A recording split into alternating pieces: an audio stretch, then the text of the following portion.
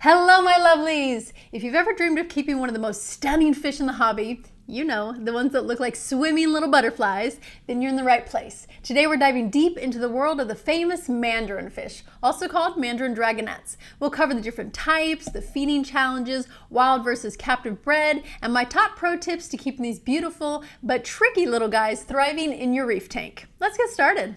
Let's start off with a cool, fun fact. So their vibrant color actually serves a purpose. They're warning predators that they taste horrible. Yep, they secrete a nasty tasting mucus that makes them pretty unappetizing.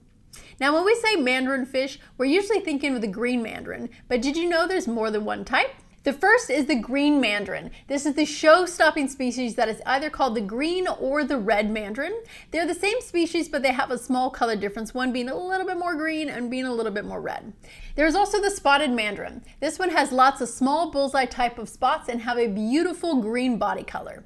There are also other dragonet species that are stunning, such as the ruby red dragonet or the scooter blenny. All of these fish are simply gorgeous. All right, let's start off with the elephant in the room, feeding. Mandarins are often called pod eaters, and it's no exaggeration. In the wild, they're constantly hunting copepods, amphipods, and other microfauna. They graze non-stop, seriously, hundreds of bites an hour. In captivity, this is where most new reefers struggle. Wild-caught mandarins often refuse frozen or prepared diets and slowly waste away if they can't find enough pods in your tank. So what do? First, seed your tank with copepods before adding a mandarin. Give the population time to establish, ideally months, and considering adding a refugium to keep the pod populations booming. Second, look for a captive-bred mandarin. These cool little fish are usually trained to accept frozen foods such as mysid shrimp or even enriched brine shrimp. So let's dive in a little bit more about captive-bred mandarins. Since they're bred in captivity, they're slightly more expensive, but absolutely worth it. They're already trained to accept a variety of foods. They have better survival rates, which is going to have less of an impact on wild populations, and they acclimate to tank life much faster. So if you're a beginner or even an experienced reefer who just wants to sleep better at night, always, and I mean always, go captive-bred. It's a game changer. Now let's talk about how to choose the healthiest mandarin fish when you're standing in front of that tempting display at your local fish store. First thing, observe their behavior. Mandarins are naturally active grazers. In a healthy fish, you'll see them constantly hunting along the rocks and glass, pecking for pods, curious, always on the move. If the fish is sitting motionless on the bottom, breathing heavy, or looking listless, that's a red flag. Next, check their body condition. A healthy mandarin should look plump and full-bodied, especially around the belly and the base of the tail. Sunken stomachs or visible pinching around the abdomen usually indicate starvation. And remember, once they lose too much body fat, it's extremely hard for them to gain weight back. Now let's look at the fins and the skin. Mandarins have stunning flowing fins. Avoid any fish with torn, clamped, or frayed fins, and watch out for white spots or cloudy patches on their skin. Their slime coat is their first line of defense, so it should look clean and shiny. One more pro tip, ask to see them eat.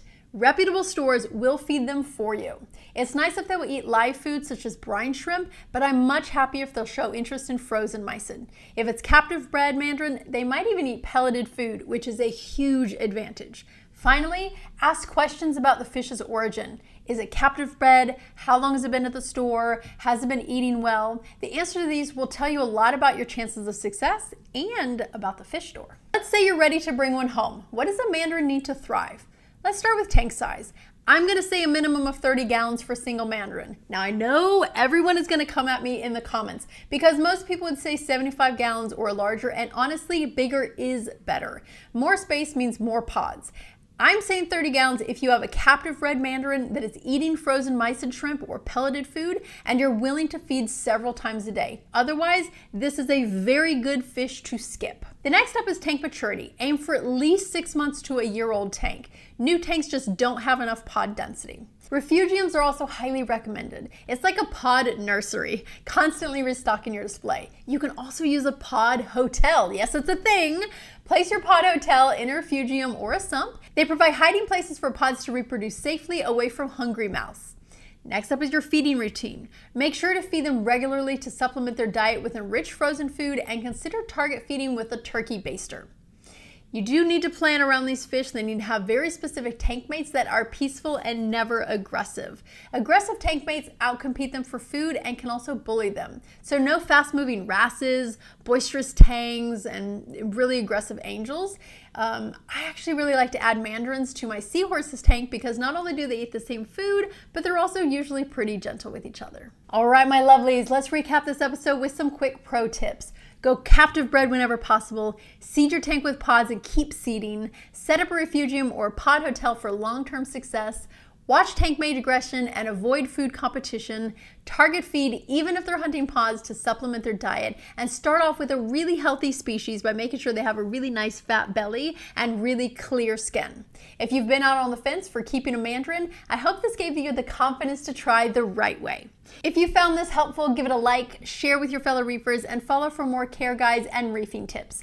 What fish should we cover in our next series? Drop your requests in the comments below, and as always, happy reefing!